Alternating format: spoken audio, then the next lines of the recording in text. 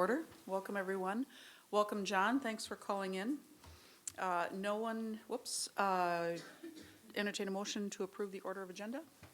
Linda, Yes. I'll move adoption of the agenda as provided with the addition of an HR addendum under item 5C. Thank you. Is there a second? Second. All in favor of approving the agenda with the addendum signify by saying yes. Yes. Yes. All opposed, say no. Agenda is approved. No one has signed up to speak. And no one unknown to us is in the audience. Staff reports. Dr. Schatz. Well, as you had asked, we have asked Jennifer Schultes to come in tonight and give you an update on Ed Clapp Elementary School. So she's here and she's ready to do that. So I would introduce you to the principal of Ed Clapp, and she's going to tell you where they're at and how they're ready to go. Thank you for having me here tonight. First, I will just show you where you can go on the website if you're interested in seeing some of the many construction photos that have been taken through the process. When you go to the Ed Clapp Elementary site and click on construction photos, that will then take you to a series of links that really kind of document the whole project from the very beginning to where we are at today. So that's a great resource if you're looking to see some of the pictures of the process. And I will just kind of give you some updates as to where we are right now and then take any questions if you have them. We are at about 495 students as of today after we looked at petitions and things, which is just very close to that 500 that we were projected to have when we opened. So it looks like we will be right on track for that. We expect to open with 4 sections of each grade level, with the exception of 5th grade where we will have 3 sections. 5th graders this year had the option of staying in the school that they had been attending, and so that we will likely grow to 4 sections by next year, but start out with 3 sections for this year. And at this point, we are fully staffed with the exception of 1 additional recess and playground supervisor that we need. Otherwise, the building is fully staffed at this point. I'm happy to say that we have had a very warm welcome to the neighborhood, and we are feeling very much at home in our space. We have had great collaboration with Bethel Church, with the Carlson Library, and recently we have worked with Essentia Health to be our business partner. So it has been just a great welcome to the neighborhood, lots of support, lots of collaboration, and from families as well. Some of the families who had initially petitioned thinking they wanted to stay in the school they had currently been attending, they've now withdrawn their petitions and are wanting to attend Ed Clapp. So I think it's part of that excitement of seeing it go up in their backyard and just really getting excited about the process. So that's been wonderful. The building itself really is ready inside. We certainly have some finishing touches that we will be doing right up until the start, but other than just putting together a little bit more furniture and things like that, the inside of the building is absolutely ready. Landscaping is catching up. This week they should be finishing the irrigation, and with the hopes of getting some of the sod and other landscaping things in next week. Teachers have been able to start coming in the school. They were able to come in starting August 3rd, and we were very excited about that because that was the date we were kind of giving them at the beginning of the summer, and we were actually able to stick with that, and ever since August 3rd, they've been coming in and out and working hard on getting their rooms ready. We are also now able to open the building for families to be able to get a sneak peek. Many of them were expressing that they would really like the opportunity to see the building before back to school night. When you have that back to school night and you're meeting the teachers and trying to get the supplies in the classrooms, that can be a busy night, and that hour and a half goes fast. So on Monday from 11 a.m. until 6:30 p.m., we are letting families know that the building will be open for them to take a tour of the building so that their kids can come in and get even more excited about, getting to see the building. And many of what kids we found are most excited about is that it has 2 floors and 2 playgrounds. Those are really the things that intrigue the students. We found last spring when we were touring the different schools and talking to the kids who would be attending. So those are the highlights for them. We have also started kindergarten assessments, so some of our kindergarten parents have already been in seeing the building. We started those today, so all of our kindergarten students are scheduled for a half hour with a kindergarten teacher to do an assessment time, and those will continue into next week. And our EdClap staff will actually come back a little bit earlier than the rest of the staff.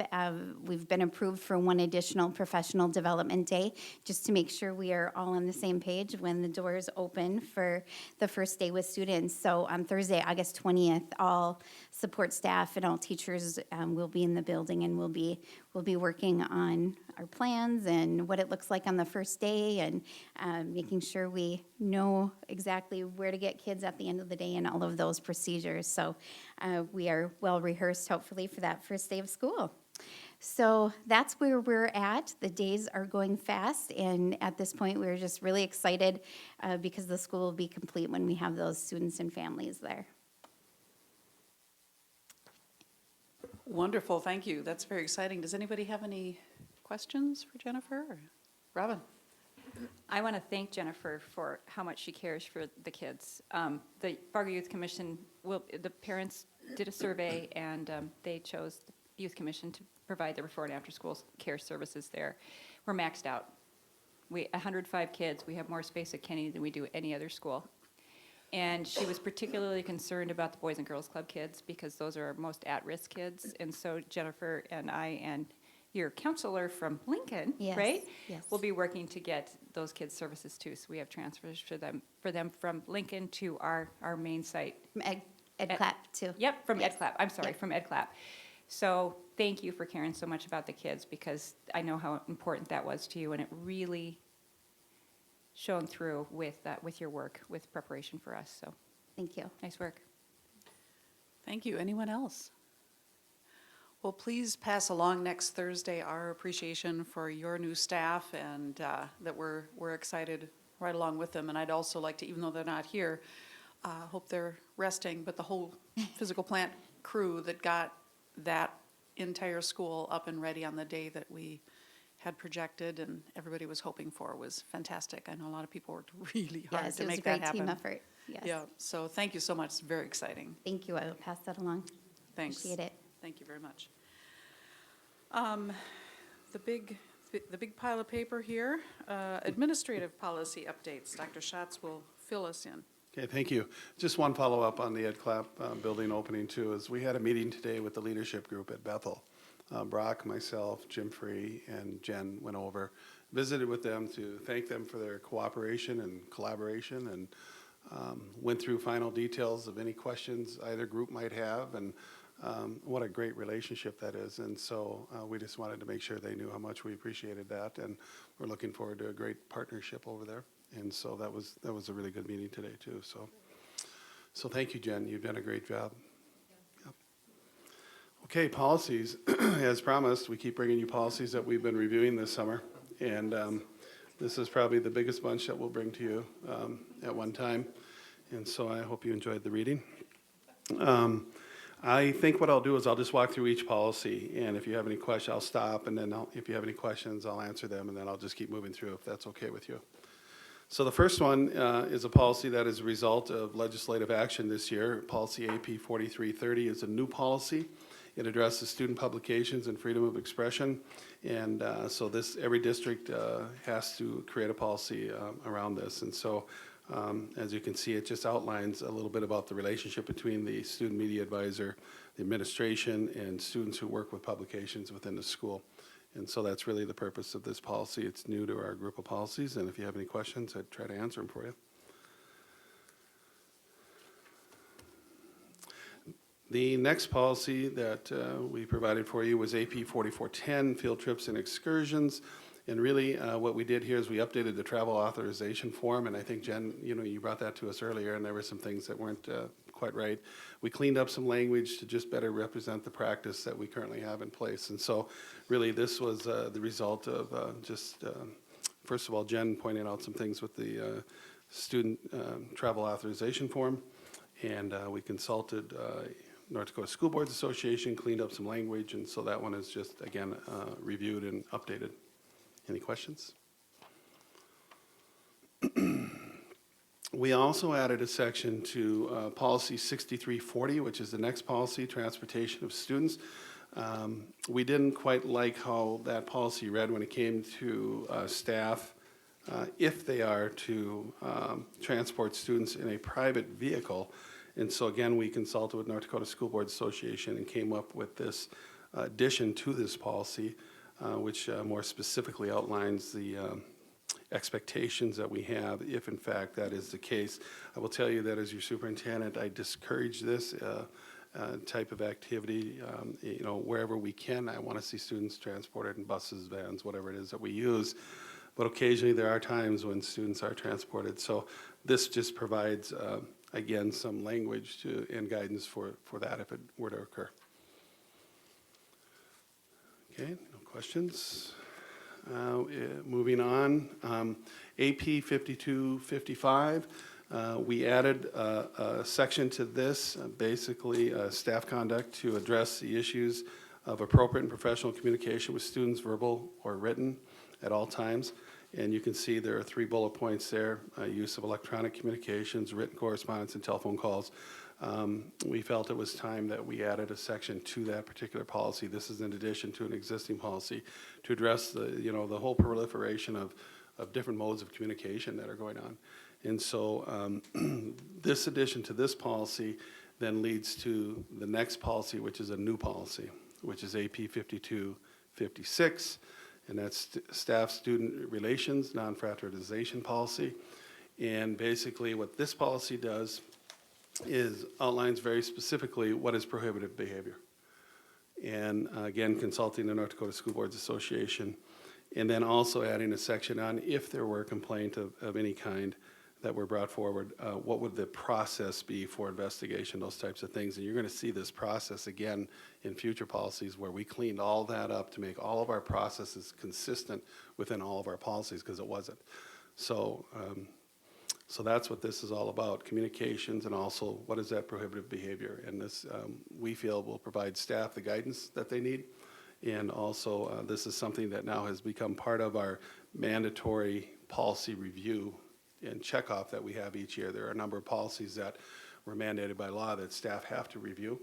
This has been added to that process. So, and every staff member electronically signs off that they read those policies. So this is just another one to add to that. So in the staff conduct policy, we've addressed it in a paragraph. Then we've actually created this policy to address very specifically prohibitive behaviors and investigative processes. Okay.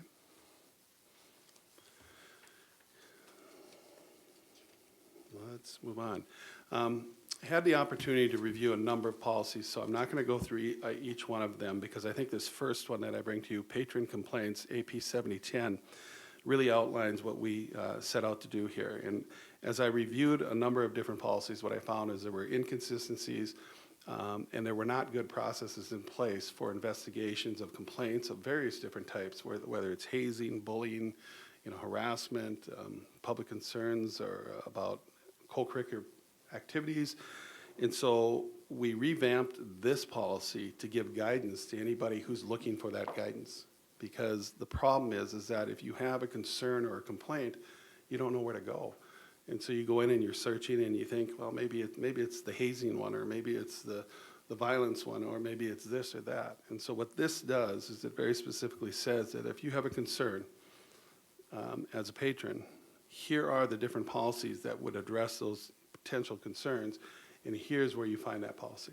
And so this policy has just been revamped to do that, to provide guidance. So this is basically the cover, if you will, to those other policies. So this policy doesn't specifically go into any procedures or anything like that. And then the complaint form, we looked at that and we made that more consistent in all of the different policies. So the complaint forms were all sorts of different forms, those types of things. So this complaint form you will see in some of the other policies. And so it's basically providing better guidance overall for those who are looking for those kinds of things. So I'm not going to go through each, well, what I'll do is I'll go through just one of the policies. Let's go to the hazing one, AP 6334. And where you'll see the biggest changes in all of these is when it starts with investigation procedures. And as you see, and you continue to go through, there's a progressive process that goes on from the point of reporting to investigation to what does the investigation report look like, what are the timelines involved. We made everything consistent with a 30 to 60-day timeline. We made it consistent with, is a complaint a formal or is it an informal complaint? We have Brittany, our HR person now, directly involved with any kind of thing that might be brought to us, working with the principals or administrator or whoever might receive the complaint. So the processes are very clean and straightforward. In every single policy, you'll see the same thing. There's some policies we had to just tweak a little bit because of the policy itself. The bullying one, we didn't change some things in there. We kept those things whole. But basically what this does is it puts us in a really good place for if there's a process that's needed, this is consistent now in every policy. So through policy AP 4060, which is discrimination, harassment, violence, policy AP 4513, public concerns about co-curricular programs, AP 5256, student relations, student staff relations, AP 6061, anti-bullying policy, and 6334, hazing policy. So all those now are consistent and I think will serve us much better. Any questions about what we've done with those policies? That is a lot of excellent work, and again, it's nice knowing that all those things are aligned and consistent. Anybody have any questions or comments? This is not an Linda, action item, this is just for our information. Is that John? Hello, John. Yep. Now Yep, Linda, Dr. Schutz, I'm just curious about for example, the bullying policy. And first of all, I applaud your revisions, and you're bringing consistencies in.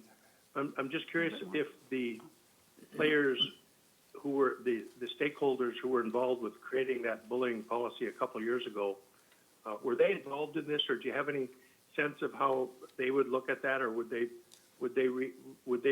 acknowledge these revisions as being consistent with what they had done a few years ago, which was then called for by state law?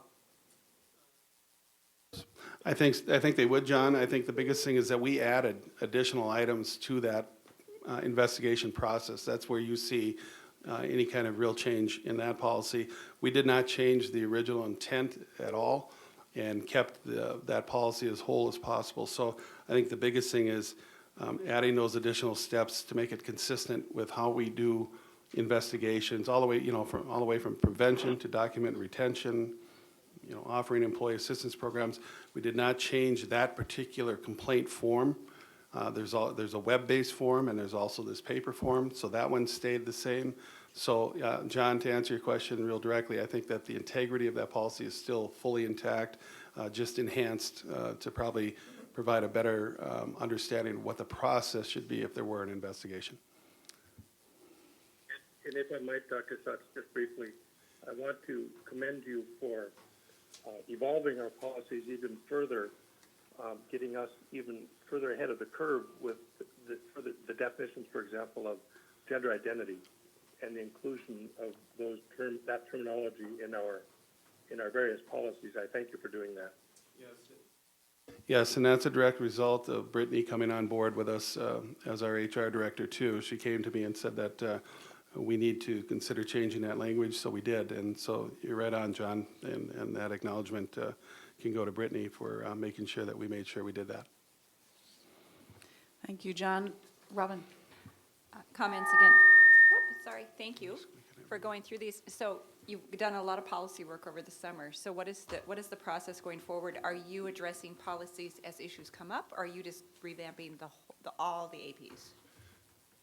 We went through and looked at Anne Marie, Cabinet, looked at our policies and said, which ones do we need to address now? And really, that's what we came up. This has kind of been building over the last year or two, because we knew we had policies that needed to be updated, revised, new policies that needed to be added. So I think when we finish this year, because we still have another set that we're bringing to you at the next meeting, we'll sit back and look. And what I want to look at is, now that we are in pretty good shape, can we get into a review cycle over a period of time? So each year, there's a certain set of policies that are reviewed, so that we don't get caught down the road where certain policies haven't been reviewed for 10 years, yet some have been just because it was an issue. I don't want to be reviewing policies because it came up as an issue. I want to be reviewing policies because it's a process and it makes sense. And so that's what we would like to do in the future. Anyone else? Well, thank you to you and your team. This is a lot of work and a lot of thoughtful work. So, and then this will be part of the way this is disseminated. You said everyone has to read it, but I imagine this is part of everybody's beginning of school meetings and discussions. We had a meeting with all of our administrators over a week ago now, and unfortunate for them, but I spent about 3 hours going through all of our policy revisions, other ones that we've brought to you before, and talking about the ones that we wanted them to make sure that they talk to staff about. And so I know that was a question before, is how do other people know about these things? So we have a process in place now where this will funnel out throughout the district, and people will be made aware of all these things. And basically my message to staff has been that we need to follow policy, and policy guides us in what we need to do when situations arise. And I said we can no longer go along not looking at the policies and understanding this should provide us guidance. And what I've told the administrators is our efforts here is to provide you the tools to better do your job. And so I think that message is pretty clear now throughout the district, and I suspect that we'll see more people looking at policies. So. Great, thank you. Moving on to consent agenda. Is there a motion to approve the consent agenda? Robin? I move approval of the consent agenda with the HR addendum. Second. Motion second. All in favor signify by saying yes. Yes. All opposed say no. Consent agenda is approved, those items. Thank you. On to the business items. Jim, updating us on our bus contract. Thank you. I'll just give a brief overview. Hopefully people have had a chance to review the contract. I know it got sent out in advance. And obviously, if you have any specific questions, I'm going to shove those over to Brock because he was the district's lead negotiator in putting this together. A couple of big overview things. First and foremost, we had legal counsel review this contract from the district's perspective. And some changes were noted because of that review. A revised contract was put forward back over to Valley Bus, and they accepted those changes as provided from the district and the district's legal staff. So the contract has been reviewed by attorney for the district. Second of all, there was a couple of overriding goals that weren't necessarily have-to-dos, but things that we as a board kind of wanted perhaps consideration in the contract. One of those would be, should at any time in the future Valley Bus's ownership decide to potentially retire and sell the business. I don't know that that's even something remotely on their table. We would have liked to have the right to be the first person to negotiate for that purchase, or have the ability to basically nullify the contract if it gets sold to a party that we're not comfortable with. And I'm happy to report Brock was able to negotiate language to that effect, to both of those effects, into this document. For those of you that are relatively new to the board, you may not be aware of how we used to operate. We had two separate contracts for busing. One for what we call our energy saver routes, which are the ones we think about all the time, every school day, getting our kids to and from their buildings.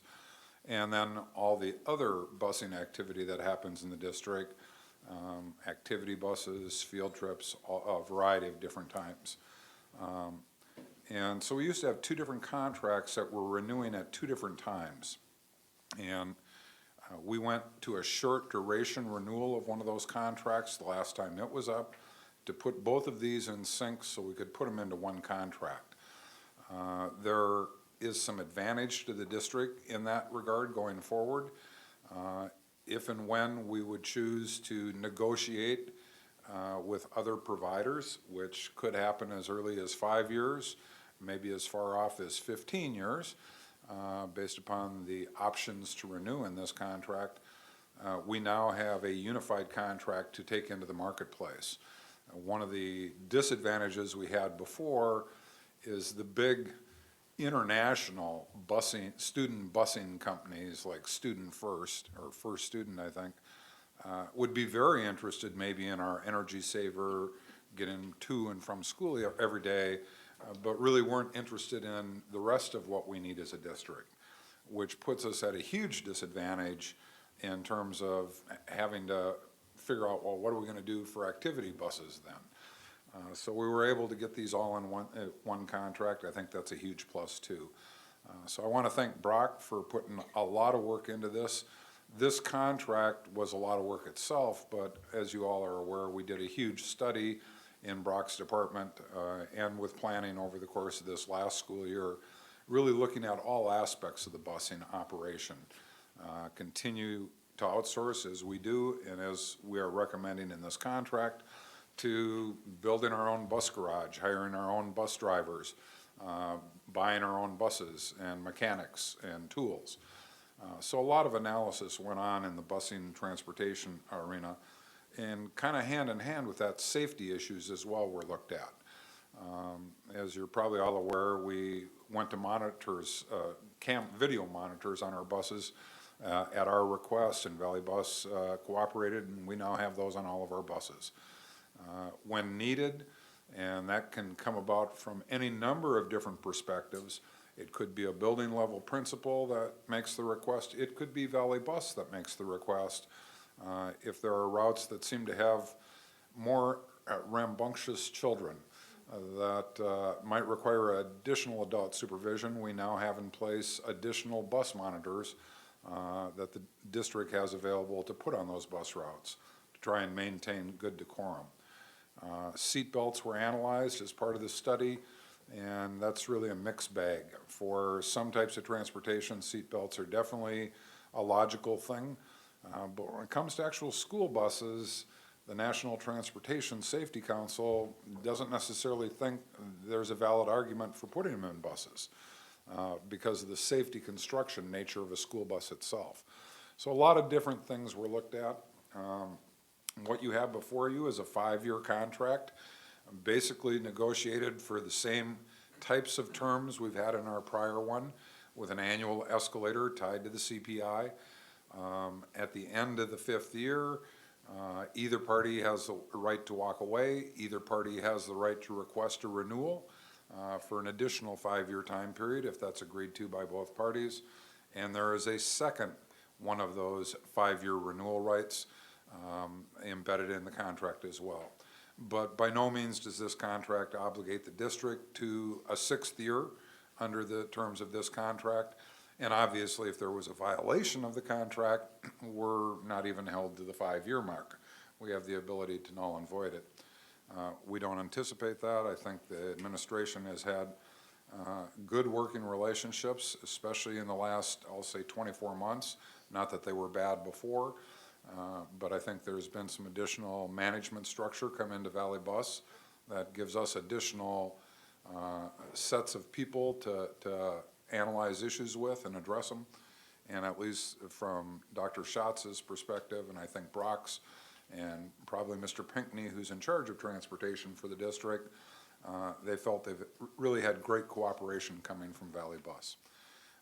You will note, because this is one of the things people always want to know about, there are requirements in this contract for every bus driver that's driving a Fargo Public School student to pass a thorough background check and to stay in compliance with the typical things required of somebody that holds a CDL license and somebody who would be transporting other persons.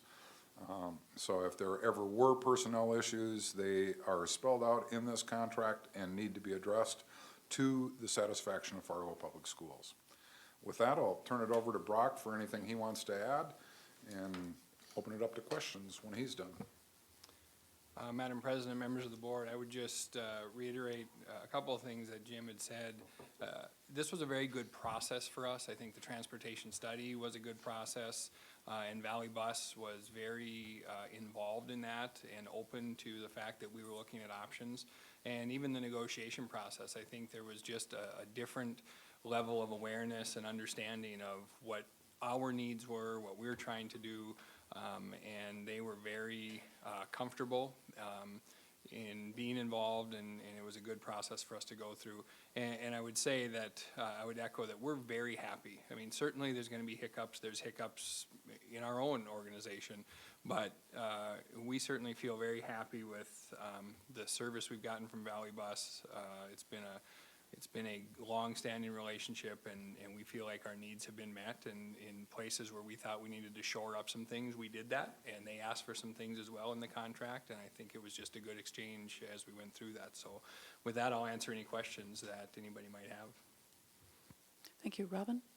A couple years ago, well, maybe 5, 6 years ago, we did not pay for all transportation for students.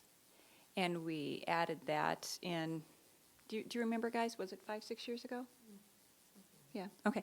So that being said, I would like to know remind me how much of our budget is transportation, and then how much does the state pay for through the transportation aid program?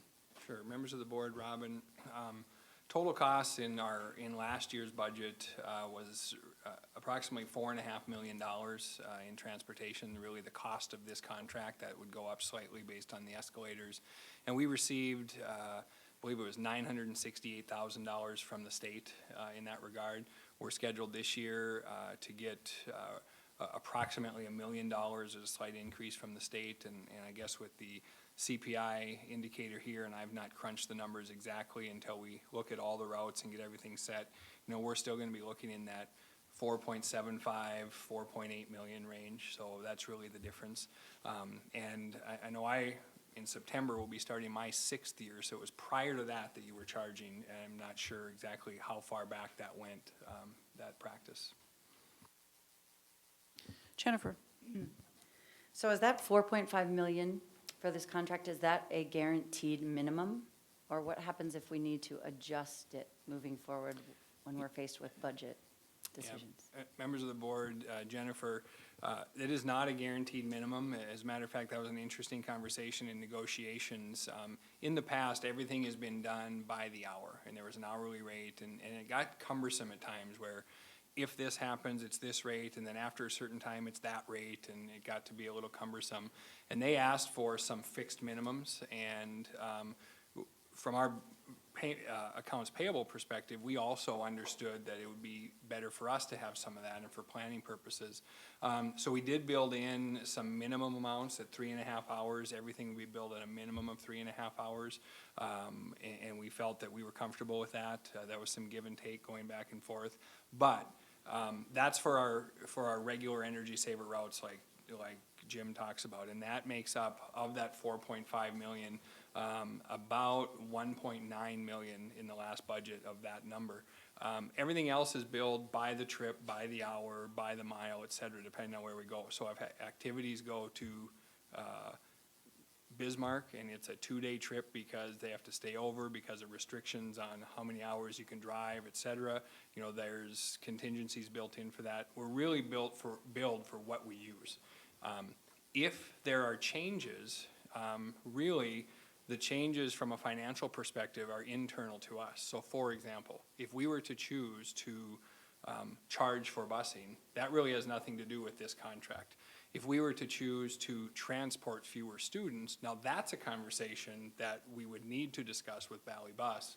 And that's one of the reasons why I think we took a look at a 5-year contract with the options, because as we discussed with our long-range financial plan, some of those decisions probably aren't imminent in the next year or 2 or 3, but when we get out to that and the planning that's required, that probably puts us right around when renewal conversations start again and what we might do. So it's not as easy as it's fixed, and if we need to make changes, it affects this contract. Some of those changes could, others really don't. It really depends on the decisions made here.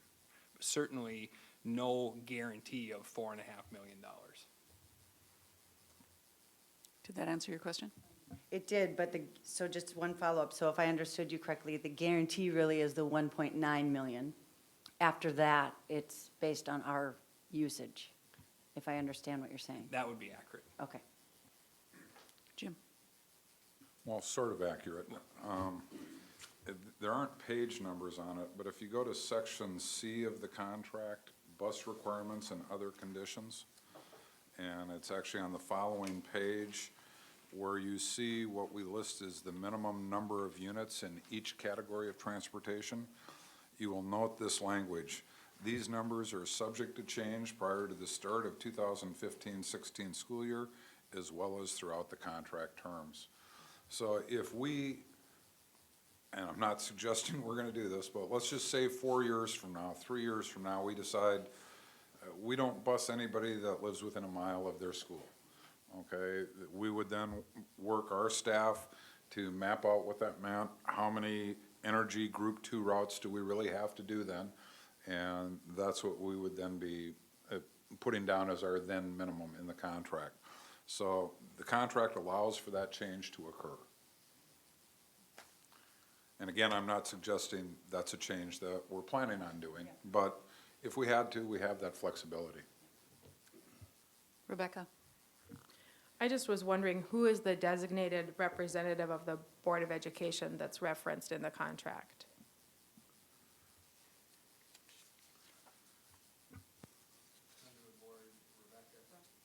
Sorry, wrong one. Members of the board, Rebecca, I have certainly been the point of contact for the district in negotiations, things of that nature.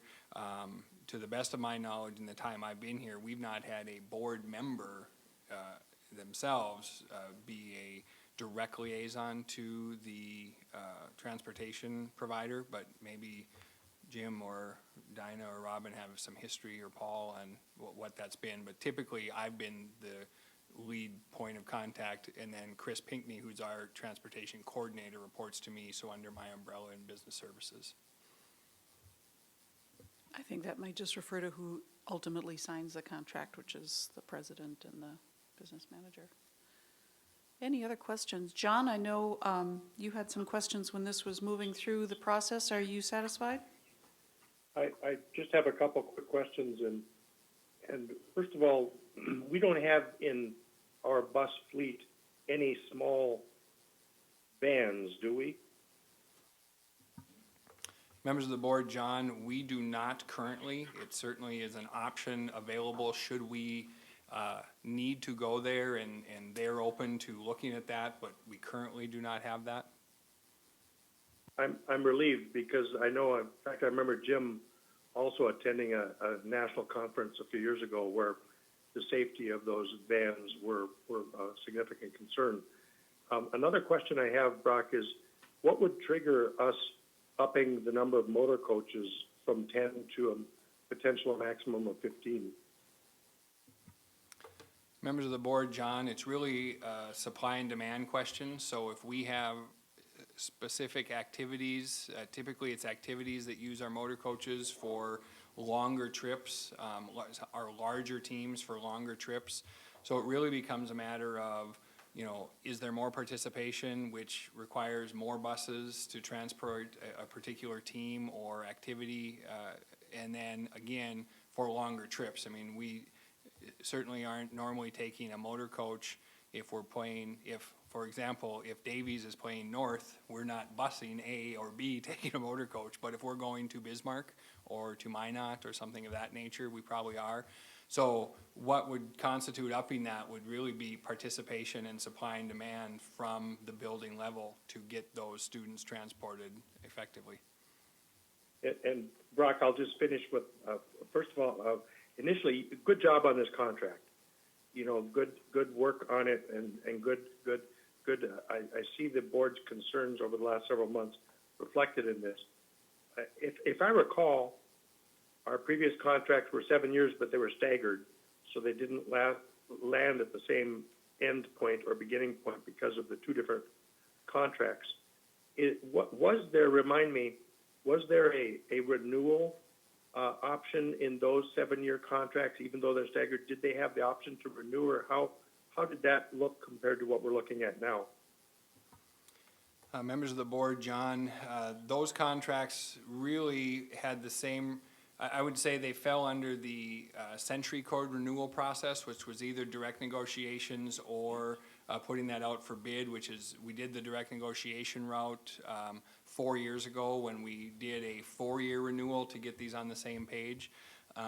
The language now, which shortened the initial term and had options for renewal, is new and really provides us, I think, a shorter window to rediscuss this each time, and then also provides us the opportunity to proceed with this company if we choose to continue and the relationship is such, versus going through a process that is spelled out in state statute.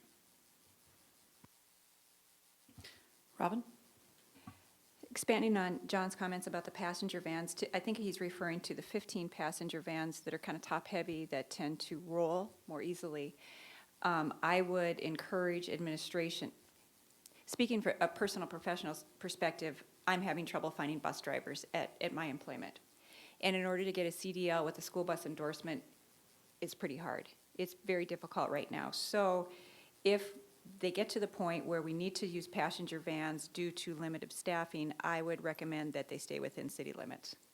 Because at high speeds, those 15-passenger ones are pretty scary for everybody involved. Thank you. Anyone else? Jim? I'm going to move that we accept the contract as provided in memo number 28 and authorize our president in the district to enter into it with Valley Bus. And that was Dinah. Thank you. Any further discussion? All those in favor say yes. Yes. All those opposed say Yes. no. President, you need a roll call vote. Oh, excuse me. Yep, sorry. Benson? Oh, too many. Too many. You don't count. Yes. Goldenberg? Yes. Johnson? Yes. Knutson? Yes. Myers? Yes. Nelson? Yes. Paulson? Yes. Strand? Yes. Boyd? Yes, motion carries. Thank you. And thank you, Jim and Brock and Planning Committee for all your good work on this, including the involved study that went into this. For newer members, the philosophical approach was let's start from scratch and really go from square one to see, should we look at this with fresh eyes to see if we should be running our own bus company. And speaking as an individual, I'm happy that you came up with the fact that we are not a bus company. So I'm happy that we have a good company to work with. Board policy updates. Oops. Sorry. Wow. Yikes. I apologize. Long-range financial plan adoption, and we discussed this a lot at our retreat, so the day has come to adopt it. Jim? Yes, thank you. There are no changes from this document as it was presented at the retreat. Obviously, as we discussed at the retreat, this is really a living document. Each year, we'll be updating the financial forecast going forward based upon the reality of that year's revenue and expenditures. But we, by board policy, normally do not take action at the retreat, and we didn't at this retreat either. So I'm going to move adoption of the Fargo Public School Long-Range Financial Plan as provided in your packet under memo number 29. Second. Been a motion and a second. Any discussion? Rebecca? I think this is just It's very small. a grammar or, a typo part. Under the items for future consideration, I think the sentence is supposed to read, in the early years of the 10-year forecast. Would that be correct? My copy says, in the early years of the 10 forecast. Oh, You didn't write in your? No, I didn't, but I thought that's probably what it meant, so. Is we'll that get correct? that changed. Yep, thank Okay, you. good. Sharp eyes. Anyone else? Before this goes out to the general public this week? Seeing none, I'll take another roll call vote, please. Goldenberg, Yes. Johnson, Yes. Knutson. Yes.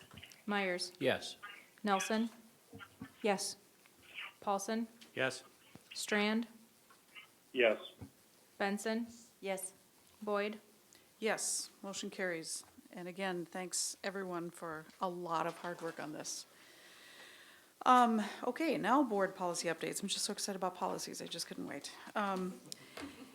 Since these were discussed in the retreat and sent out ahead of time, if it's agreeable, we could take all these in a group.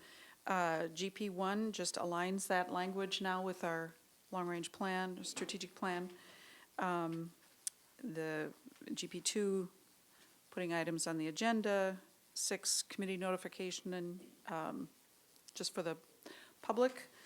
GP7, committee vice chairs and agenda items. GP8, aligning our monitoring, policy monitoring schedule. And R1, the results policies are now aligned with the strategic plan.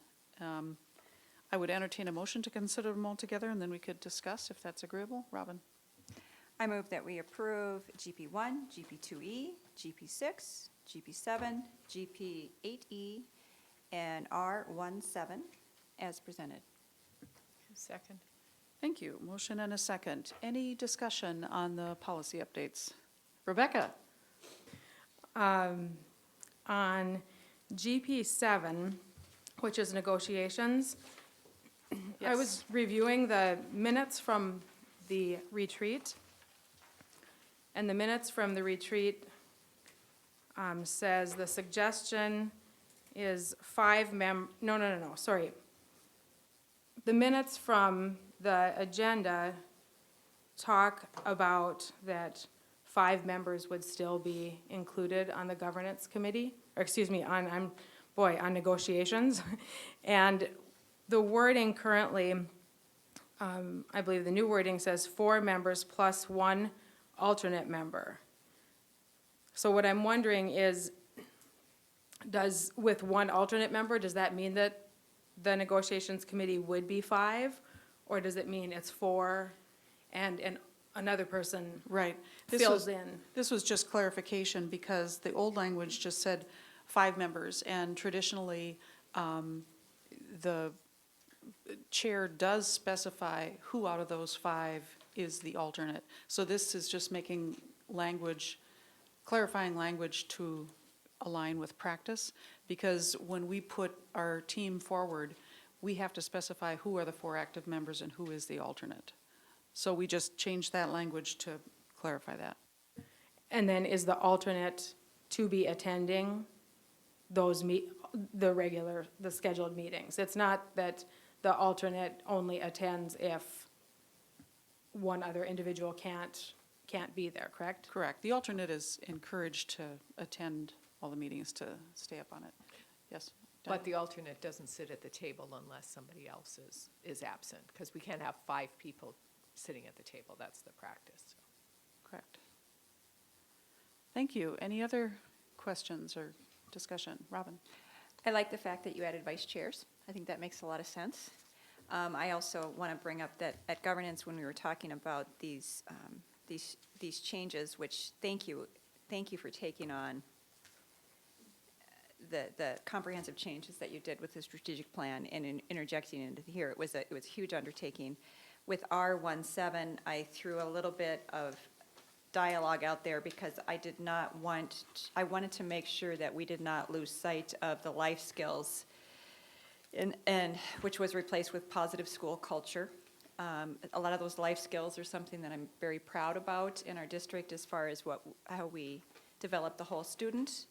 However, I was satisfactorily reassured that those items would be covered, although not spelled out within the strategic plan.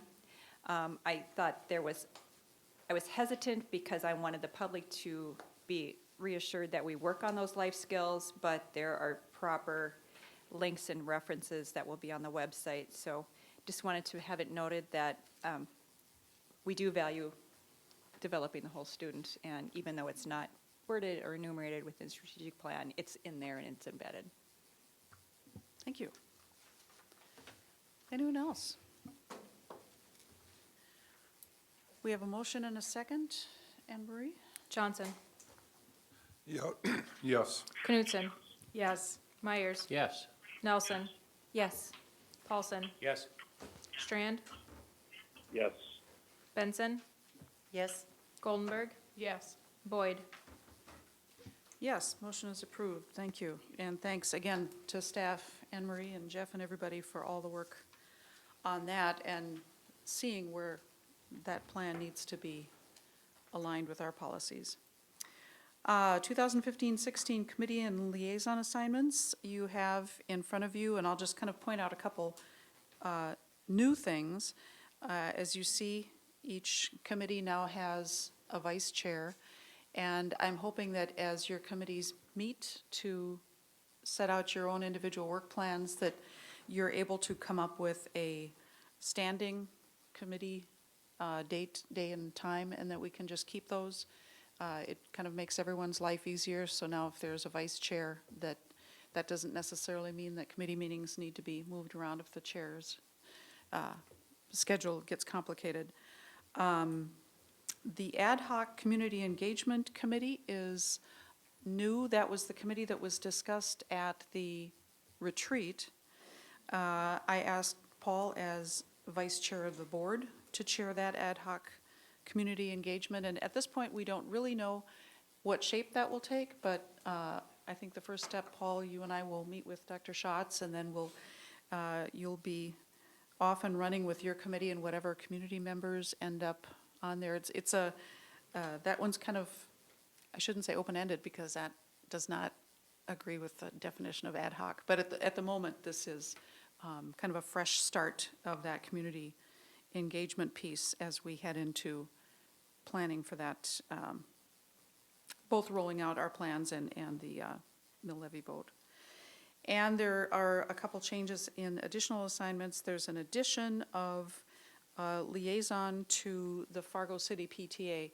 As we engage with the community more and more, I just want to make sure, even though all of us have liaison assignments with our own school PTAs, that we have someone formally identified that would be our liaison to the city PTA group. And if we can give whatever help or communications back and forth, relay that would be helpful. So I'm grateful to Robin for taking that on. So unless there are any questions, I would entertain a motion to approve.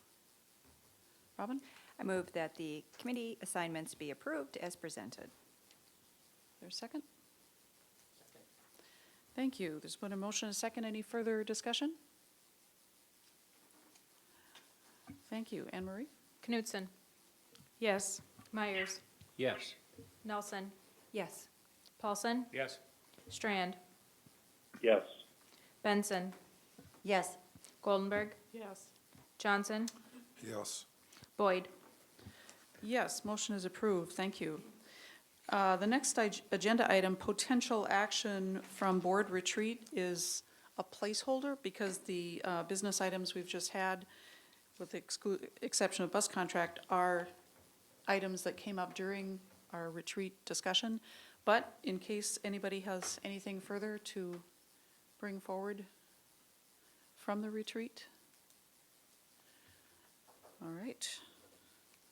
And we are to board reports, and I think this would be a good time to take a short break, and we'll be back at 6:30. Thank you.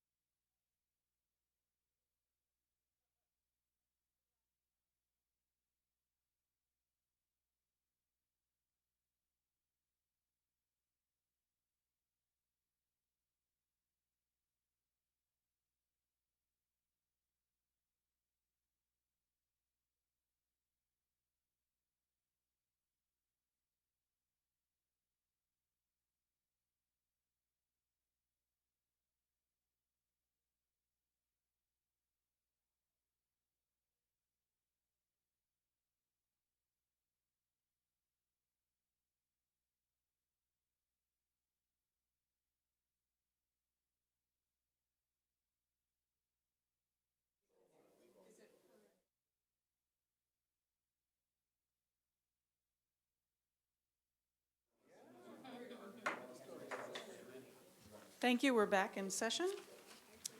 We are now at board reports. The first item is our joint meeting. I hope everyone can make it tomorrow. The agenda is in front of you on the table. It's hosted this time by the Park District, and so Jeff and his team will, the Governance Committee put forth two items, an update on our new schools, which is a pretty typical agenda item for us, and also rolling out our 3 long-range plans as a set and talking about how, well, the process that we went through and the fact that they all align together. The facilities plan, the strategic plan, and the financial plan. Now that all 3, as of tonight, are approved.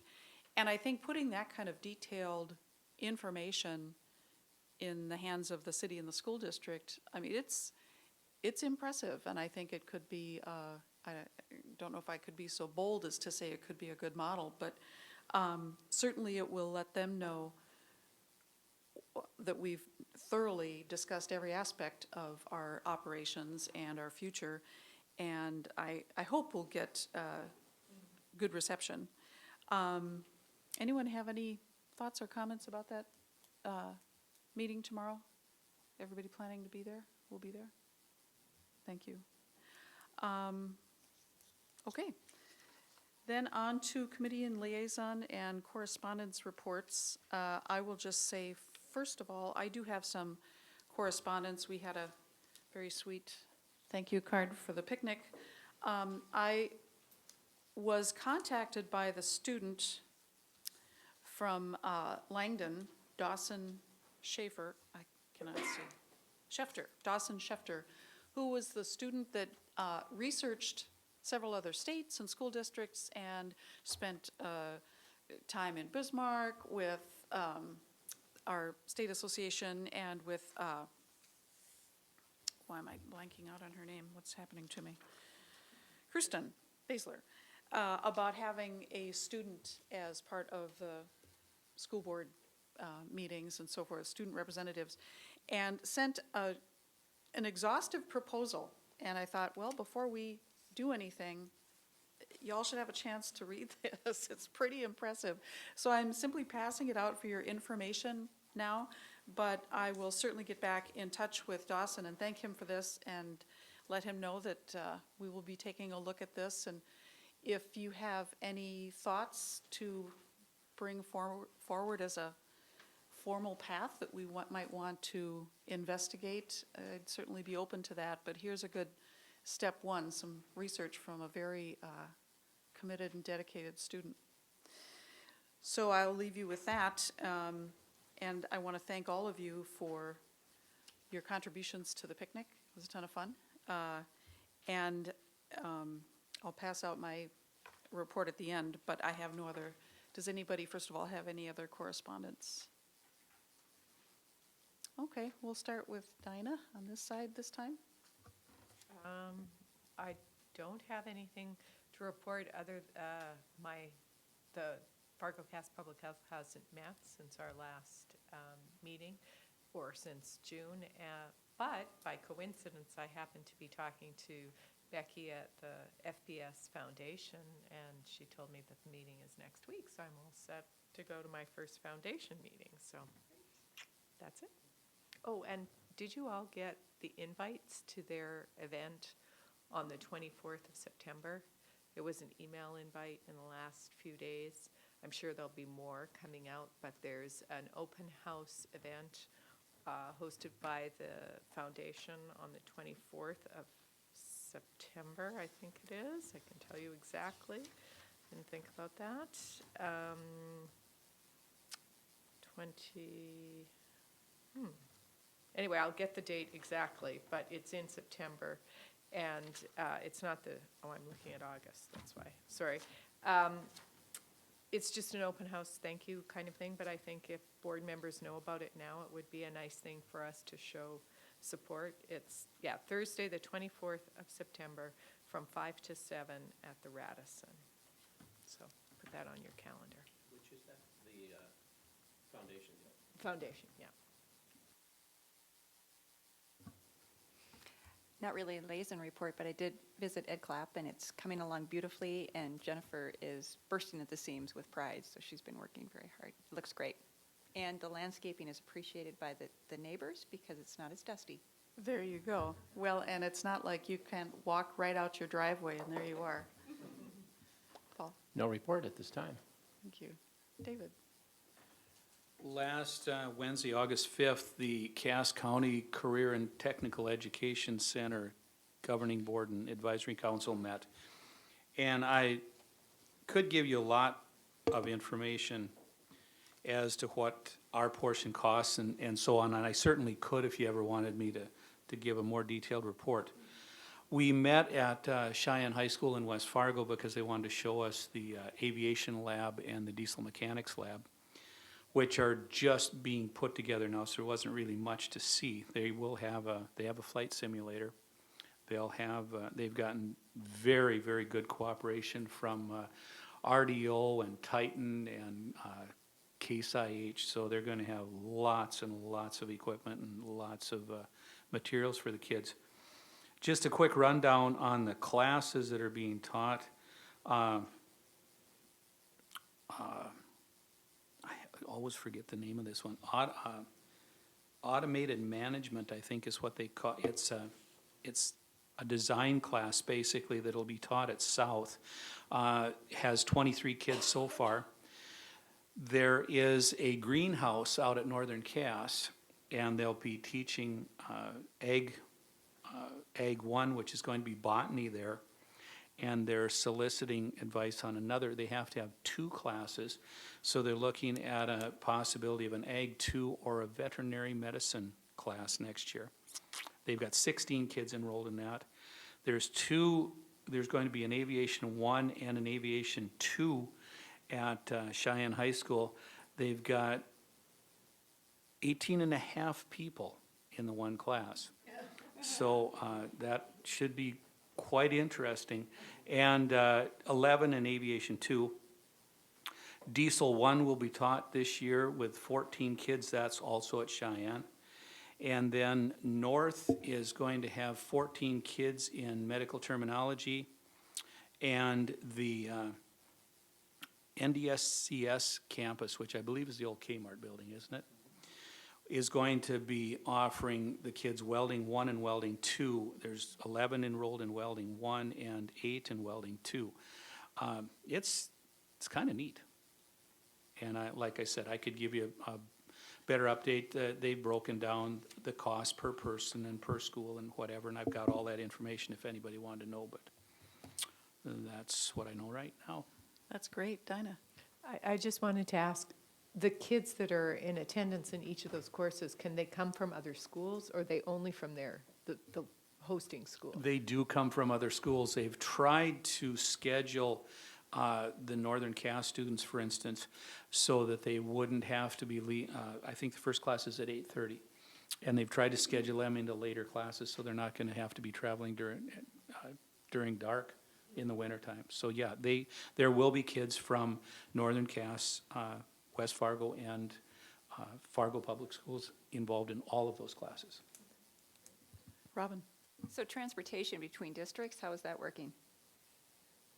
It sounds like it's the kids are gonna be providing their own. Northern Cass is the only one that's, that is really an issue, but the kids will be driving themselves. Yes, Rebecca? David, how is this marketed to the students? They began in the schools. They introduced the classes to all the students, and they've had parent meetings. And that's basically it so far.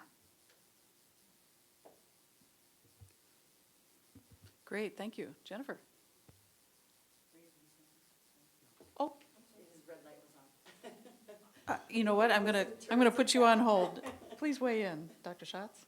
I was just going to say that with all the comprehensive curriculum that we have, when you talk about marketing certain courses, we try not to do that more so for one than any other, because it gets very competitive. And so you have to remember that we have many different departments in the elective areas. And so, but the whole idea of this collaboration with Northern Cass, West Fargo, and Fargo is to provide the opportunity to use our resources to provide these additional opportunities in the future. Is the hope that we can build upon that, get into some virtual possible options. I mean, this is just the beginning. And so transportation and distance is a problem for some things because you have to host it somewhere. But there's a model in Bismarck that at Bismarck State College, they have the model where the kids there go to that facility and participate in these types of courses. And what they found is that over a period of time, rather than going back to their regular schools for English, math, those types of things, they start offering that at that facility. And so what they've created is almost a separate, centralized facility for kids who want to engage in these types of courses, but yet still take care of the core courses that they need and those types of things. So when you look at the North Dakota State College of Science proposal in Fargo here to do something like that, I mean, that would be where we could possibly really take off and expand with these types of programs in a collaboration with that organization as high schools. And Dr. Flowers and myself and others have talked about that. So right now, this is just the very beginning. And like David said, it's pretty exciting that we're offering new current courses that are really relevant to the kids and to the needs in our communities. And so I'm really excited about it. And David, thank you for reporting on that. Robin? I just want to add, I think there are certain legislators that would be very interested in this initiative. What a wonderful opportunity. This is not the basic 3 R's, and this is about educating the whole student. And in other districts, this would be considered a luxury, but we're really preparing these kids for career and post-secondary. So great, and I'm so glad you're on that committee. It sounds like you're a huge asset to the board and the students. And I should add that some classes like medical terminology, there is a lot that they will be doing online, so they won't be coming. I forgot that. That's the third lab we toured at Cheyenne. They have basically it looks like a hospital ward set up. They've got actual hospital beds. They had to lift them on the roof with cranes and then bring them in through a window because these beds can't be taken apart and they weigh a lot. But yeah, but they've got, the beds are there, the oxygen outlets are on the wall, and it's fake, but I mean, to look at it, it looks like you're in an actual hospital ward. And the kids will have to come in for certain parts of the class, but some of it can be done online. The diesel mechanics, the aviation, most of that will have to be on site. That's amazing, and especially with all the talk right now about workforce needs in our area. Now, I know that you have all these different, business partnerships going, but does the business community that you've been working with, have they been through that? Are they really kind of up to speed on kind of all? Well, the those things? EDC is, because that's the Education It Works, and that's a collaboration between Moorhead, West Fargo, and Fargo. But these are all the types of things we're talking about, and they're very well aware of this collaboration, which is this is done through this DPI and through our CTE programs. And so it's a little confusing because in this one, Northern Cass is the partner, not Moorhead, because it's a state of North Dakota thing. But by doing that, we were able to access additional dollars from the state to help enhance these CTE programs. And this is where Denise Jonas was hired to use her resources to be the director of all of it, rather than each district having their own CTE director. So this is the result of that collaboration and pooling of resources and having Denise get everybody on the same page, basically, and so we can move forward. And you know how I like to be proactive, so now we're planning and we're being proactive and looking at what we can do as a group to really enhance these opportunities. So it's pretty exciting stuff. That's great. That would be something I know the GAC committee is going to be looking at, how we can reach out to legislators this year. That's steady stream of impressive news is very exciting. Rebecca. I think it would be interesting to. It's okay. Jennifer, sorry. I think she's There's gonna adding be- to this anyway, so that's okay. No, that's fine. Adding to the conversation. I thought I called on you for a report. I'm completely lost it. So is this still on the CTE thing? Please proceed. I think it would be interesting to receive further information in regard to how many students within the Fargo Public Schools participate, where the students come from, what, just kind of drill down on it a little bit more. I know that I would be interested in receiving that information, and I don't know, sometime, we could talk about how that kind of information could be presented to us. That would be valuable. As I look at the board agendas for next year, and I've looked at all of them to look at where our strategic plan fits and where we could have additional types of reports, and also celebrating successes where we can bring students in. You will be getting a report during the school year, complete report on the CTE programs from Denise, and so you will get that bigger picture of what's going on, and I can talk to her about drilling down and giving you some of those details, but that is going to be scheduled this year, so you will see that. Great, thank you. Any other questions for David? Jennifer Benson, we'd love to hear your committee and liaison report. Okay, right? No, I do. I have some correspondence to share. So as many of you know, my oldest is a sixth grader, so she is entering middle school and very excited to do so. And many of my neighbors have middle schoolers her same age, and so I've been receiving a lot of questions around the now this is our first year with the new middle school schedule, and what is this going to mean for us, and how are we adapting? Every family is adapting a little bit differently, but one of the questions that I've gotten often and haven't been able to answer is very operational, but I thought this was an opportunity, since I've been getting the questions, to maybe hear from administration. I'm sure they've been working hard to put all of these plans in place for the middle schools, but the question is, doors open at a different time starting this fall than ever before, right? We used to have early morning, 7:40 start, if I remember correctly, even though I didn't have a middle schooler. I remember that conversation. Now it's 7:45.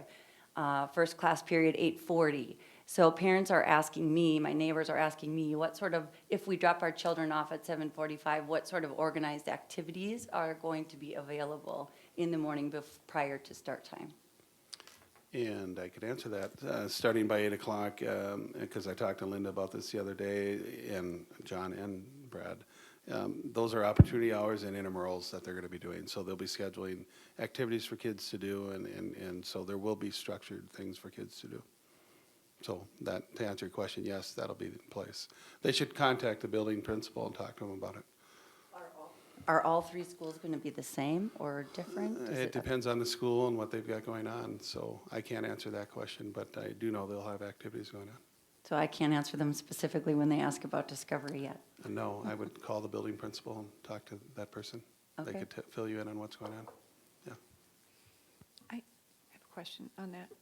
So I've been feeling that question as well. So if we are going to do intramurals before school to keep the kids occupied, that's what it is, are we going to be paying advisors to supervise those activities? And is that above and beyond the regular salaries of teachers?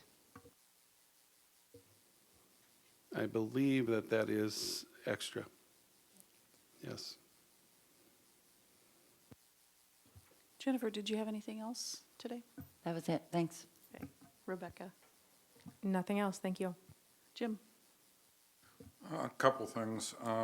SEEC had a summer retreat and went through a lot of different things, approved our new operating budget for the coming year, decided that they weren't going to hire a business manager. Instead, we're putting an RFP out for a business manager consultant, whatever that is going to end up being. We'll see. My fear is they might try to steal some of our staff on a consulting basis. If I'm not careful, I'll keep my eyes peeled and let you know, Brock, if I see that coming at us.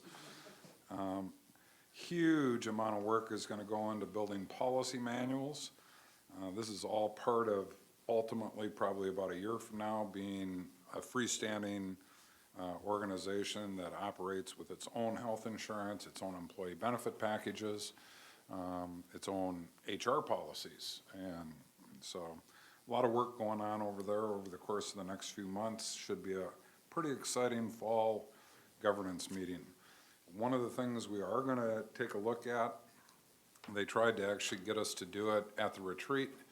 They handed out copies of the bylaws. I was kind of fascinated. I've only been on the SEEC board for, I don't know, I want to say 8 years now. It's the first time I actually physically could get my hands on a set of bylaws, something I've been asking for about 8 years. And they wanted to start modifying them. I said, well, let's just put that on hold for a moment and send these out to all of the governing board members for us to review and come back with suggestions.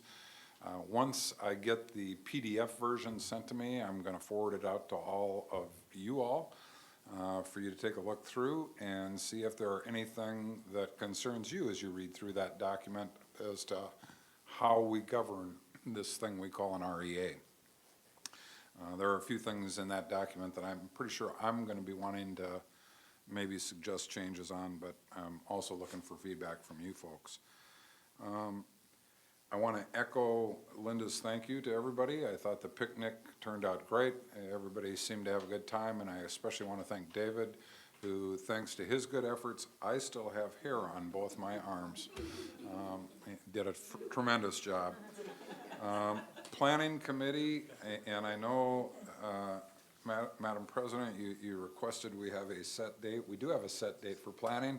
It is the first Friday of every month, except for we're not going to use the first Friday in September because that's the Friday that Labor Day weekend starts on. So we are tentatively planning the last Friday in August will be our first planning meeting. We'll be sending out kind of a survey to see if that's going to work for all the new committee members. Plus, I need Brock to double check because that technically is the first week of school and he may have other obligations. So that is a tentative date, but keep an eye on your email because we're pretty sure that first Friday in September may not be the most attractive date to a lot of members of the committee. And that's it. Thank you. John, are you still with us? Do you have a committee and or liaison report? I do. Thank you, Madam President. One thought, initially, I won't be in town tomorrow for your joint meeting with the city and the parks. So without assuming that I didn't get a chance to chime in there.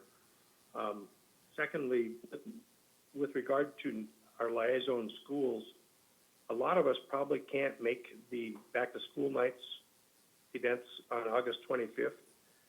Maybe it would be okay for us to just let the principals know that we have a school board meeting that night, and that'll probably preclude almost all of us from getting to our assigned schools. It's unfortunate it's the same night, but I don't want them wondering where in the heck are the board members on their initial night. And lastly, Madam President, I'm just letting everybody know the Native American Community Picnic is at Oak Grove, August 22nd. That's sponsored by the Native American Commission, and they want everybody to know they're all welcome to attend that between noon and 4 p.m. on August 22nd at Oak Grove. And that's it. Thank you, John. Does Anne Marie have that we'd be able to, will you be sending out any sort of email reminder about that, John? I can dig up what I can and send it through Anne Marie. Thank you, that would be great. I don't have much for a president's report, but what I have Anne Marie to thank for it this time. Appreciate that very much. And this isn't official, but I'd like to remind everybody that there's a fantastic concert coming up on Thursday at our own lovely Blue Stem with Fargo Moorhead Symphony and Post-Traumatic Funk Syndrome. Next Thursday, what did I say? Either one. That's kind of where my head's at right now. Yes, a week from Thursday. Dinah. Okay, this is also sort of unofficial, but you all had at your place a little postcard, I guess, about a fundraiser for the Imagine Thriving Gets Mental Wellness Initiative, and this is the group that sponsors our student wellness facilitators in the schools. It's a huge deal, so I just wanted you all to be aware of the event since they're a great partner with the schools. So. That's great. Thank you. John, do you have any other reports? Well, Madam Chair, I don't, except, we did have 3 birthdays, Jennifer and David, but The big one was Jim turning 60, so if anybody didn't get a chance to acknowledge that, that's a once-in-a-lifetime one for sure. There you go, you're getting the stink eye. I'm kind of It's a good thing. surprised you can remember that at your age. But I really You'll enjoyed your know how it picture. is.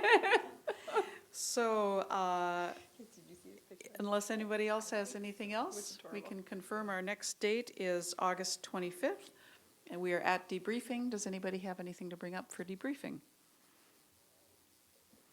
We are adjourned. Thank you.